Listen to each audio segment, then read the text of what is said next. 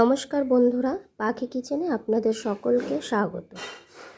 আজকে আমি বানিয়েছিলাম চিংড়ি মাছ দিয়ে সবজির চচ্চড়ি। খেতে দারুণ স্বাদ হয়।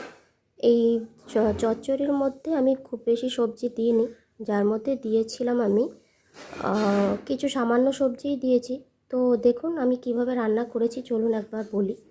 প্রথমে আমি চিংড়ি মাছগুলোকে লবণ হলুদ মেখে তেলে ফ্রাই করে তুলে রেখেছিলাম, ভেজে রেখে দিয়েছিলাম তুলে। তারপরে আমি কিছু সবজি কেটে নিয়েছি, যার মধ্যে আছে বেগুন, টমেটো, পটল, পেঁয়াজ। এর মধ্যে দুটো জিনিসের পরিমাণ একটু বেশি দিতে হবে। একটা হচ্ছে টমেটো আর একটা হচ্ছে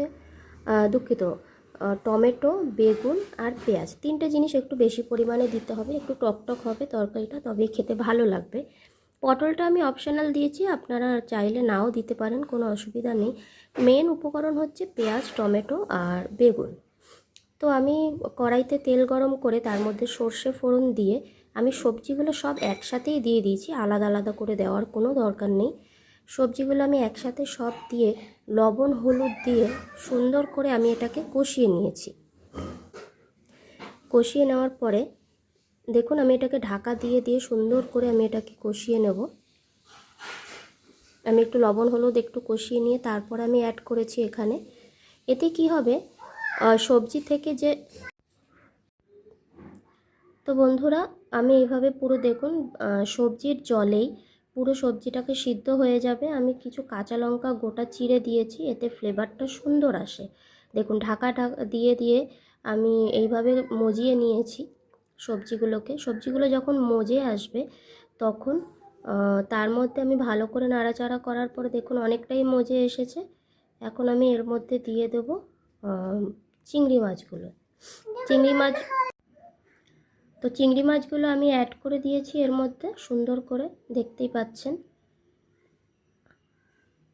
চিংড়ি মাছগুলো অ্যাড করে দিয়ে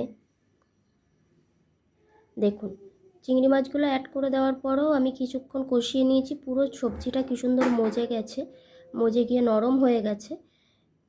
অলমোস্ট আমার তরকারি রেডি হয়ে গেছে। এইভাবে একবার তরকারি বানিয়ে দেখবেন, সত্যিই খেতে ভালো লাগে।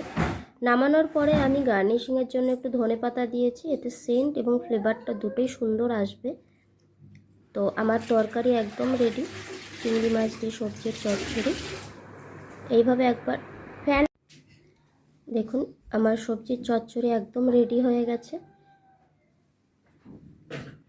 নামিয়ে নিয়েছি, একদম দেখতেও খুব সুন্দর এসছে এবং খেতেও বেশ টক টক ঝাল ঝাল দারুণ একটা ফ্লেভার এসছে। সবাইকে অনুরোধ থাকলে এইভাবে বানিয়ে দেখবে।